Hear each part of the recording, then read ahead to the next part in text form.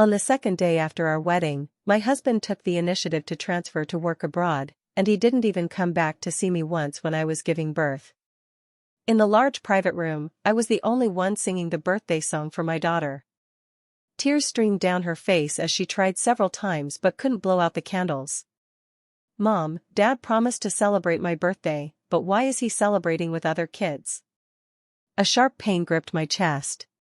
For the first time in 5 years, Wayne had promised to come back to the country to celebrate our daughter's birthday. We went to the airport full of joy to pick him up, but after waiting the whole day, there was no sign of him.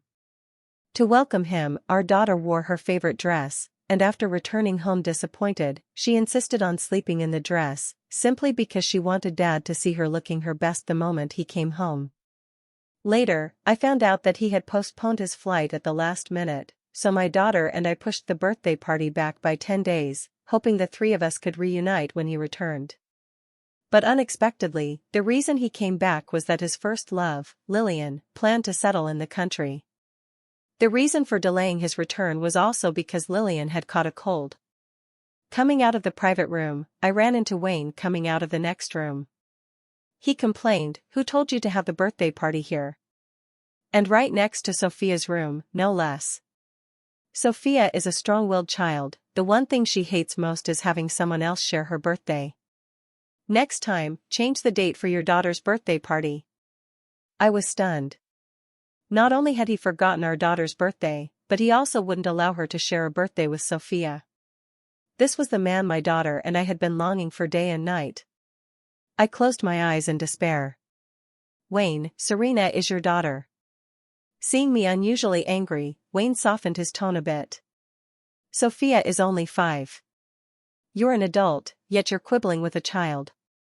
I'll give Serena a birthday present, and one for you too, alright?" But Serena is only 5 years old, and yet he's quarreling with her now. Before bed, my daughter, her eyes still a bit swollen, said to me, "Daddy, when you come back later, remember to wake me up.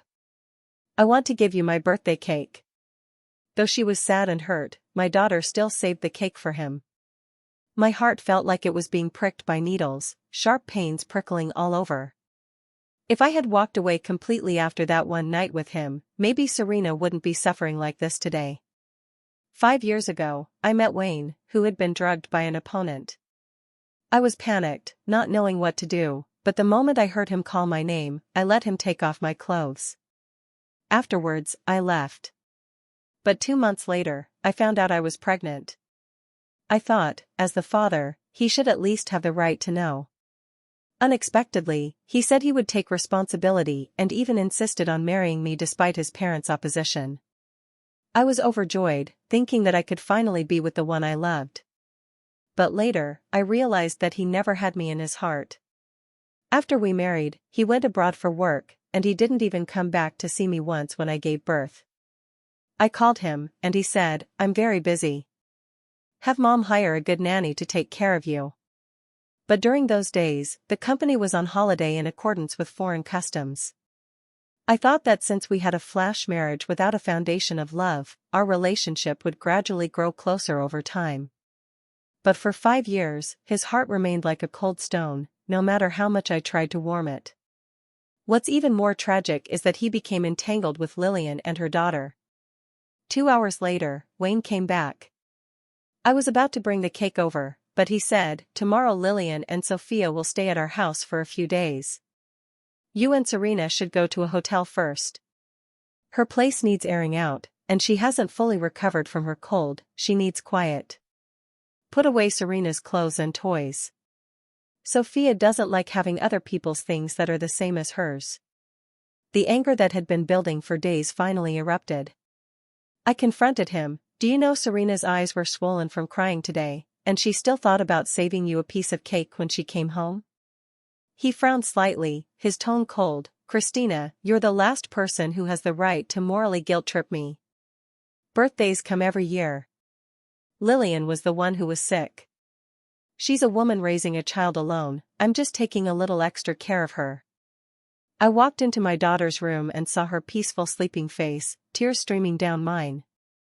The next evening, Wayne came back holding Lillian's hand with one arm and cradling Sophia in the other. Seeing her, my daughter quietly asked me, "Mom, can I let Dad hold me too?" My nose instantly prickled with emotion, and I nodded with difficulty. My daughter immediately pointed excitedly at the 3D puzzle of the ice castle on the table and showed it to Wayne. "Daddy, all the gifts you gave me are puzzles I put together myself. I didn't even let Mom help." "Daddy, you can hug." Before my daughter could finish, Wayne looked at me displeased. "Why are you two still here? Why haven't you put away the toys?" The next second, Sophia ran to the table and pushed it, scattering the 3D puzzle pieces all over the floor. "He's not your dad, he's my dad. If I don't like a gift, no one else can have it." Since our daughter was born, this was the only gift Wayne had ever given her, and it was something I had painstakingly persuaded him to give. But it turned out it was just something Sophia had rejected. Tears welled up in my daughter's eyes. "It's a gift from my dad, you're a bad kid." She threw herself to the ground, trying to rescue her beloved item, but Sophia stomped hard on her hand, arrogantly placing her hands on her hips. "Don't you dare move." I panicked and quickly pulled Sophia away, only to see my daughter's hand bruised and scraped by the sole of her shoe. I turned and glared fiercely at Sophia. "Apologize." Wayne immediately shielded Sophia. "Why are you yelling so loudly? You're scaring Sophia. She bullied Serena, today she must apologize to Serena." "Enough. It's just a toy." "Ridiculous, you're really starting to act just like a nagging wife." My heart ached, as if it were being torn apart. "Is this just about a toy? You're condoning other kids bullying Serena." My daughter, eyes red from crying, grabbed the corner of my shirt. "Mom, please don't argue with Dad, I don't want the toy anymore." Seeing the blood seeping from the cut on my daughter's hand, my eyes instantly welled up. Lillian's eyes shifted as she put on a poised and gracious demeanor. "Wayne, after all, it was our Sophia who broke their things. Don't spoil your daughter too much." She spoke as if they were the real family of three, and my daughter and I were just outsiders. I was about to say something when my daughter tugged at my sleeve, looking at me with pleading eyes. My heart softened. I didn't want to make a scene in front of my daughter, so I said, "Today Serena said to let it go, but Wayne, the hurt Serena feels now is caused by you, her biological father. You didn't take responsibility before, and you still aren't living up to what a father should be." Wayne's expression darkened briefly, then he chuckled lightly. "You casually climb into a man's bed and bring her into this world, and you think you're a good mother? Back then, he was drugged and dragged me to beg for his help, and now it's turned into me taking the opportunity to sleep with him." A chill ran through me. "Wayne, is that really how you think of me? Alright, it's just a small matter, don't make everyone unhappy over it." Lillian looked at me with a hint of schadenfreude, linking her arm with Wayne's. "Take me and Sophia to see your house." Sophia clapped her hands joyfully. "I want to pick my own room." Wayne smiled indulgently. "Okay." I went upstairs to get the first aid kit. When I came back down, my daughter was nowhere to be seen. "I sent her out to buy sanitary pads for Lillian," Wayne said casually.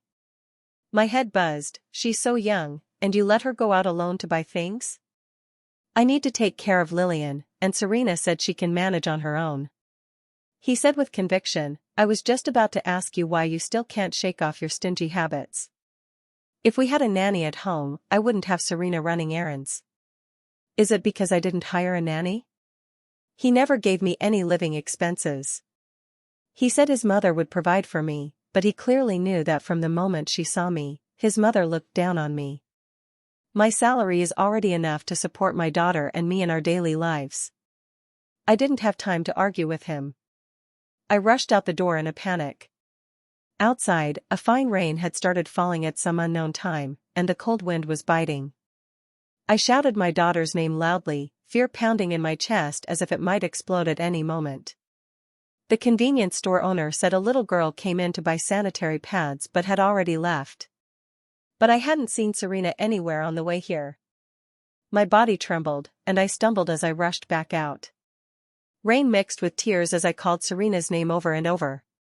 Finally, I heard a small sob calling out for her mother. Serena was hiding in the grass by the roadside, trembling all over, looking miserable. I ran over and held her, the joy of finding her again breaking me down into tears. All these years, I had held on to hope for Wayne, one important reason being that I wanted Serena to have a complete family. But at this moment, I knew I was terribly wrong. At the doorstep, Wayne stood holding an umbrella. Seeing me and my daughter, a flicker of panic crossed his eyes as he stepped forward to shield us with the umbrella. I looked at his blurred face, my tone resolute and cold. "Wayne, we're getting a divorce." Wayne's steps faltered, and through gritted teeth he retorted, "What did you say?" Lillian came out of the house, exclaiming, "Why are you in such a mess?" "Christina, if you want to get Wayne's attention, you don't have to use the child's health as a gamble. Who would deliberately let a child get soaked in the rain? What if she gets sick?" Wayne was furious. "Just because I said a few words to you, you get so narrow-minded, threatening with the child and divorce. Christina, let me tell you, your calculations are all wrong." Afraid my daughter would get sick, I didn't respond and quickened my pace back to the room. But their conversation behind me still reached my ears clearly. "Wayne, seriously, she's deliberately angry, and you're just pouring fuel on the fire. What if she really wants to divorce you?" Wayne sneered disdainfully. "She went to great lengths to marry me, how could she possibly want to divorce me? Just wait, tomorrow she'll be crying and begging me." I sneered coldly. "Wayne, now I only regret having helped you back then." After Serena went to bed, I saw a message from Lillian. "You and Wayne were a marriage in name only from the start. This marriage of yours was nothing but a calculated conquest, but the one Wayne truly loves is me. All these years, he has silently protected me by my side. Now that I am single again, and he likes Sophia so much, we are definitely meant to be together. You are nothing but a servant's daughter. Your statuses were always worlds apart. Now it's time for each of you to return to your place." Below the message was a photo and a clip from that video. In the photo, the two people on either side were simultaneously kissing the little girl's cheeks. The three of them smiled brightly, like a close-knit family of three. It was clear from the video that Sophia had filmed it. The camera wobbled as it focused on Wayne, the man smiling with a gentle expression. "Uncle, do you like the baby?" "Yes." "Then do you like my mom?" Wayne answered almost without hesitation, "Yes." "But why did you tear Mom's clothes and fight with her?" Wayne smiled and hugged Sophia. "Uncle didn't fight with your mom, that's something done out of love." Once again, I felt like I had fallen into an ice cave, a chill running through my entire body. Without hesitation, I replied, "If you want it, then it's yours." I called Wayne's mother. "Mrs. Mary, I accept the 50 million you offered. I will take the child and leave." Before my mother passed away, she was the housekeeper for the Prescott family, so Wayne and I have known each other since childhood. In middle school, I was bullied by classmates, and one day after school, Wayne happened to pass by and invited me to ride home with him in his family's luxury car. Rumors started at school that Wayne and I were involved romantically, and those who bullied me began to hold back a lot because of it.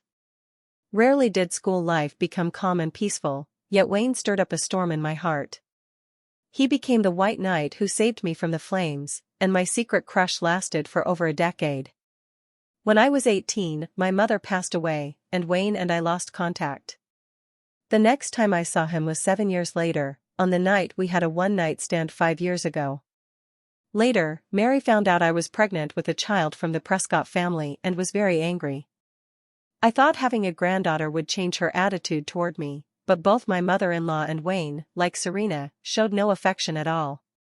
Through the radio waves, I could almost see my mother-in-law looking down on me with disdain. "Although you signed a prenuptial agreement, a mother's status is elevated by her child, so you've still come out ahead. To prevent you from taking the money and then going back on your word, you'll take Serena abroad, the farther, the better, and never show your face in front of us again." I nodded. "All right." Mary didn't trust me. She arranged the location and tickets herself, and we were leaving the day after tomorrow. Time was tight, and she worried that the longer we waited, the more complications would arise. The three of them went out, and Wayne only returned on the third morning. By then, my daughters and my luggage had already been loaded into the car trunk. going to kindergarten? I'll take you. He thought I was taking my daughter to kindergarten. He had never taken her to school before. In the past, we mother and daughter would have been very touched, but at this moment I simply replied, "We have a car now."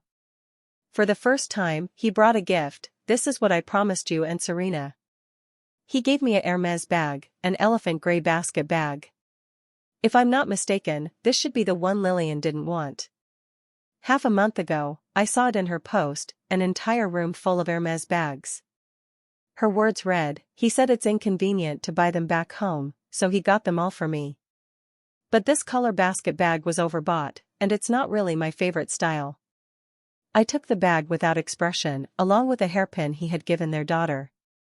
He looked at me, furrowing his brows slightly, fell silent for a moment, then turned to his daughter and said, "Serena, let Daddy put the hairpin on you." I didn't expect my daughter to refuse so decisively. "No, I've already done my braids today." He was momentarily stunned. I ignored him and directly took my daughter to the car. As the car drove away, I didn't look back at the man standing by the roadside watching us.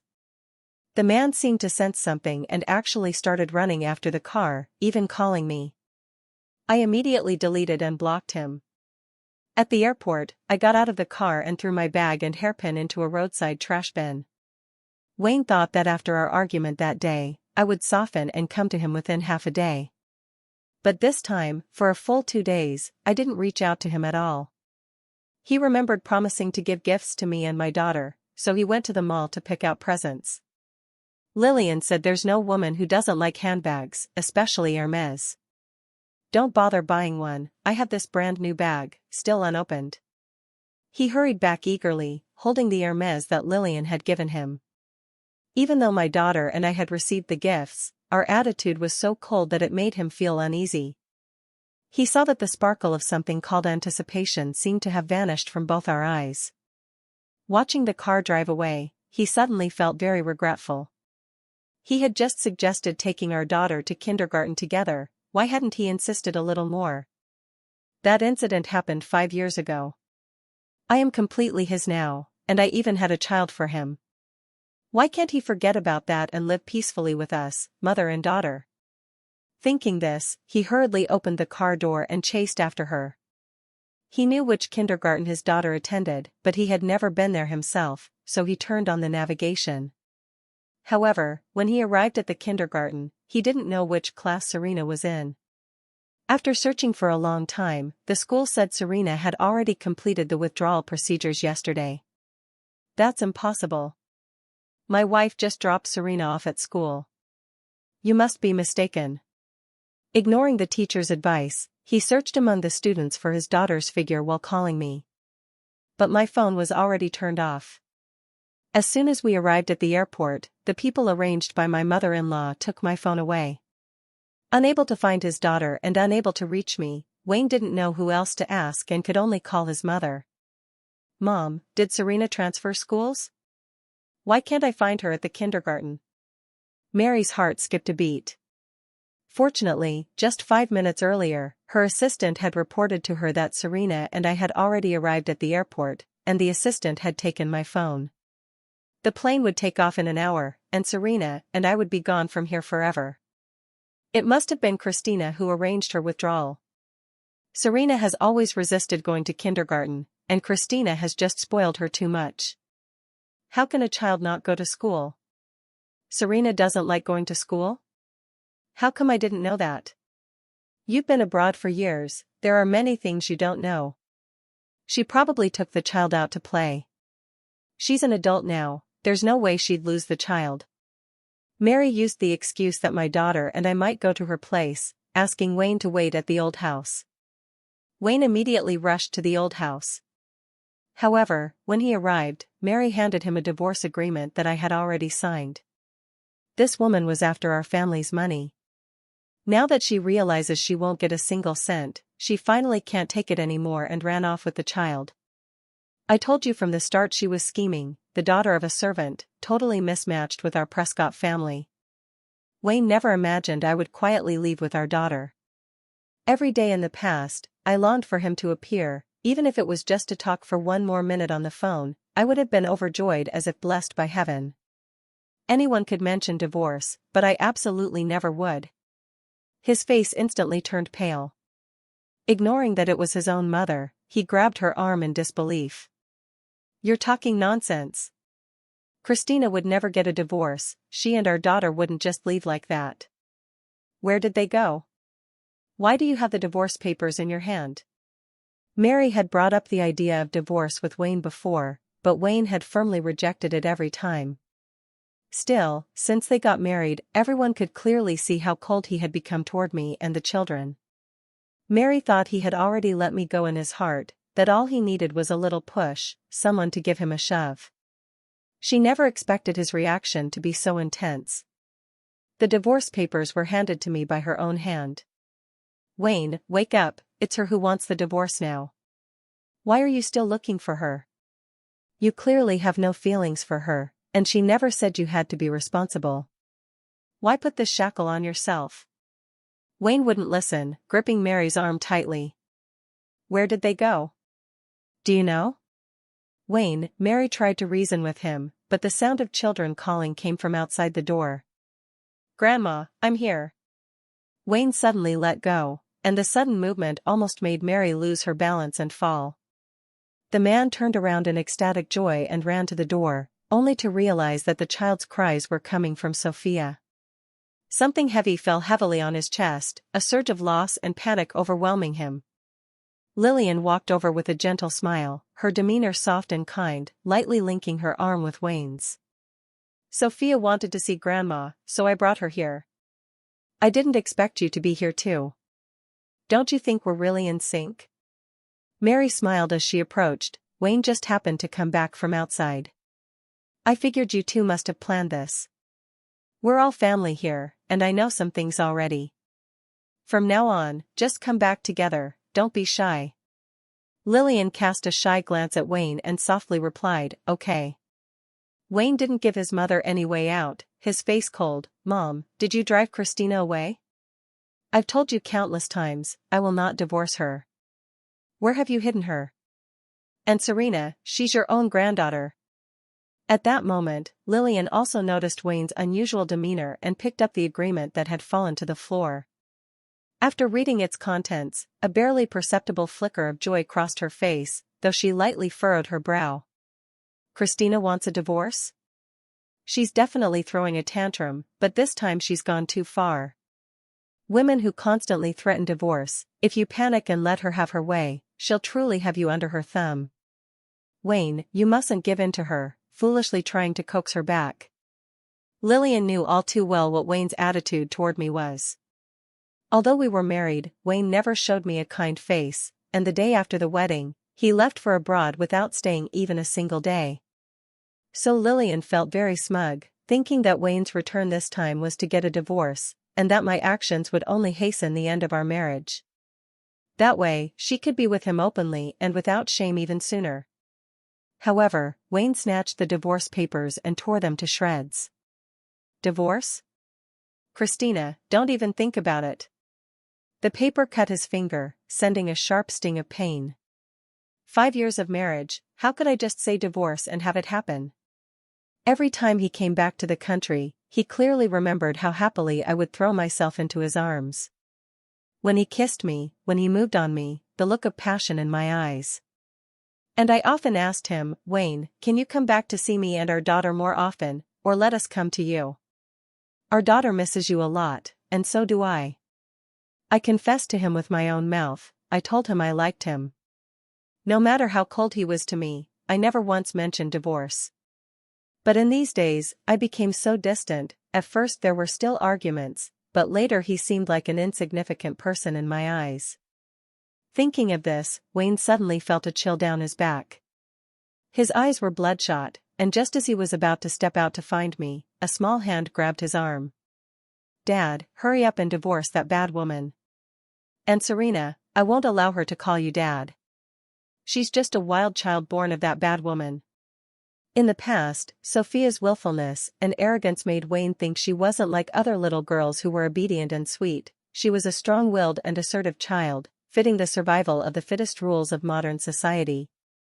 But today, he only felt that Sophia, despite her young age, was unbearably annoying. What was even more infuriating was that she actually called Serena a wild child. Serena was clearly Wayne's own flesh and blood. If Sophia says this about us, then in these 5 years, while he wasn't by our side, what must others have been saying about the two of us, mother and daughter? He remembered again that I had mentioned to him more than once that our daughter often asked why her dad was always so busy and never came home, while other children had dads who loved them. There were even kids in kindergarten who didn't believe Serena had a father. In an instant, the image of Serena being bullied by other children, called a fatherless wild child, flashed through his mind. Wayne's face darkened, and he coldly warned Sophia, "Who told you to say that? Don't call Serena a wild child. Do you even know what that means?" "I know. Mom said it. A wild child is a bad woman, shameless, unwanted by men, yet still having children with them." Wayne glared angrily at Lillian. "You taught her that." Lillian panicked for a moment, then hurriedly put on a look of restraint as she clung to Wayne's arm. "Wayne, you don't love Christina either. All these years, I've known how you feel about me, but I was already married before, so I had to suppress feelings I shouldn't have had. But now it's different. There are no more obstacles between us. As long as you divorce Christina, you can bring me and Sophia back home." Wayne's pupils visibly trembled as he pushed her away. "My family can only be Christina and our daughter. They are my wife and child. Lillian, it's better if we keep our distance from now on." Before, Wayne never really seemed to care about me in his heart. Our marriage was nothing more than a nominal existence, just getting by. It is an existence, a form of being that will never perish, yet it is tasteless to consume. So he let himself and Lillian be, but now, he finally understands what a bastard he truly is. Mary was frustrated beyond words. "Even little Sophia understands this truth, so why are you getting more and more confused? Lillian comes from a good family and is beautiful. Clearly, you two are the perfect match." Mary pulled Wayne close, lowering her voice. "If you marry Lillian, not only will you have a daughter for free, but the inheritance from her late husband will also be yours." "My foolish son, you're talking nonsense," Wayne shouted angrily, shaking off Mary's hand. "Tell me. Was it you who drove them away? When I wanted to get married back then, you were fiercely opposed, and you even threatened her." Mary could no longer tolerate her son, her face stern. "I did threaten her, but did you stop me? You knew all along, yet you turned a blind eye. Because deep down, you never accepted her, but you insisted on being miserable, insisted on marrying her into the family. It's all because of that woman that you ran off abroad, unable to come home for 5 years. She's already abandoned you, and you still want to go find her? What on earth are you thinking?" Mary was about to say more, but Wayne had already rushed out. "He kept calling me over and over. When the calls didn't go through, he sent messages. He poured out his love, confessed his guilt towards me and our daughter. But the messages vanished into thin air. He would rather I block him, that way, at least I was responding because I was angry. Yet my daughter and I seemed to have disappeared into thin air. He searched every corner of the city but found no trace of us. Serena and I had 2 layovers before the plane finally landed. It was a small city in a small European country, with beautiful surroundings and a peaceful life for its residents. I actually thought the place Mary arranged for us to land was quite nice. I took my daughter and first found a hotel to stay in. Mary gave me 50 million, enough for my daughter and me to live quietly in a small city. I quickly found a house, but I didn't rush to find a job, nor did I enroll Serena in school. I took my daughter to travel around nearby cities and countries to relax our minds and bodies. We both briefly forgot the unpleasant things back home, and forgot about Wayne. Every time I see my daughter smiling happily, I feel a deep sense of peace. Perhaps falling in love with Wayne was a mistake, but having this daughter makes me feel like a fortunate person after all." Half a year later, I took over a 5-story castle in the local area. This small city has ancient ruins and scenic spots, attracting quite a few tourists. The inn mainly serves tourists, many of whom are Chinese, and business is good. I often meet fellow countrymen here. The previous owner had inherited the inn from his family elders, but he had his own startup company and no time to manage it. Plus, his company needed funding, so he decided to sell the inn. I kept the original staff and management style of the inn, learning to run it while enjoying this rare quiet life. I thought my daughter and I would continue living peacefully like this, but I never expected that it was Mary who told me never to contact the Prescott family, yet she had informed Wayne about me. When Wayne came looking for me, I almost didn't recognize him. After more than half a year apart, he seemed to have aged 10 years. Although his hair and face were neatly groomed, his appearance was haggard, and he had become so thin he was barely recognizable. His lips trembled as he spoke. "Christina, are you and Serena all right? As you can see, we are doing well." His face was full of endless regret, his voice tinged with an uncontrollable sob and plea. "I've searched for you all so painfully, I know I was wrong, I've cut ties with Lillian, please come home with me." I spoke with finality. "Wayne, since I've decided to leave, I never intended to look back. No, I know I've wronged you and our daughter in the past, I realize my mistakes now, I was completely in the wrong, will you forgive me? I don't want a divorce. I can't live without you and our daughter. I wouldn't be able to survive." If it had been before, hearing him say that would have brought tears of joy to my eyes, because it was a wish I thought about day and night, a dream that would make me smile upon waking. But now, hearing it, I only felt it was ridiculous. "Wayne, it's too late. Do you have any idea how I've lived these past 5 years? My parents are gone, you were my only family, yet you left me alone at home, ignoring me and our daughter. Not only that, you hurt us again and again." At this point, my eyes instantly reddened. Not because I still had feelings for him, but because I felt the foolishness of waiting for him all these years was utterly wasted. Feeling guilty that my daughter's little heart had to endure 5 years of a life where her father was like no father at all. Marriage doesn't necessarily bring happiness, only now do I realize that leaving him made both me and my daughter happier. She can confidently tell her classmates that her parents are divorced, that she lives with her mother, that her mother treats her well, and that we are doing just fine. She no longer has to answer the question of where her father is or why he never shows up. She no longer has to constantly wonder whether her father loves her or if she can ask him to hold her. Wayne's eyes were red-rimmed, tears streaming down uncontrollably. "I was wrong, scold me, hit me. Please don't leave me, I really can't bear it. Just thinking that I'll never see you again makes my heart feel like it's being cut into 1,000 pieces. Christina, I love you. It's precisely because I love you so much that I believed my mother's words, thinking you deliberately took advantage of me when I was drugged. I love you, so I want all of you wholeheartedly, without any selfishness mixed in. I forced myself to go abroad because I couldn't get past that barrier in my heart. I interrupted Wayne. "Wayne, you're wrong. You never loved me. If you did, you wouldn't have betrayed me, nor been so cruel to Serena. That's not true. The past is the past. I don't want to hear about it anymore. You should go." Wayne was stunned, shocked by how cold and calm I was. He couldn't believe it. "Christina, didn't you say you loved me? You clearly love me, don't you?" I sighed. "That was before, Wayne. The love I had for you was destroyed by your own hands." He shook his head vigorously. No, don't, please don't stop loving me." Suddenly, he saw a small figure approaching and was instantly overjoyed. "Serena. Daddy's here to pick you up. You've grown taller." A spark flickered in Serena's eyes, but her words were far calmer and more composed than her age suggested. "Mom and I are doing well. Can you please stop looking for Mom? I don't want her to be unhappy." Wayne's pupils trembled, his legs shook, and he dropped to his knees. "Serena, you don't want me anymore either?" Serena glanced at me, pressed her lips together. "I want to be with Mom, but I will still call you Dad." Hearing this, Wayne embraced his daughter.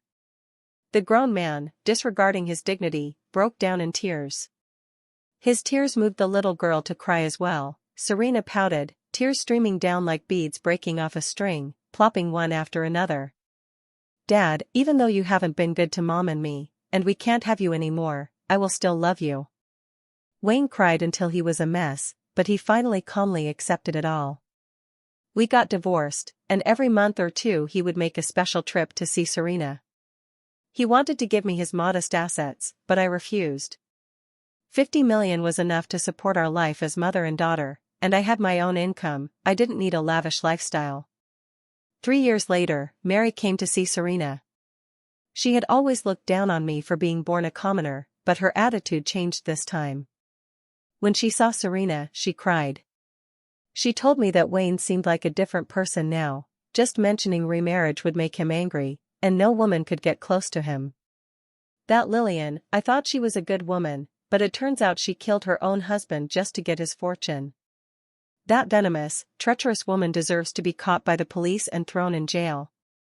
What a curse, such a good family torn apart by me.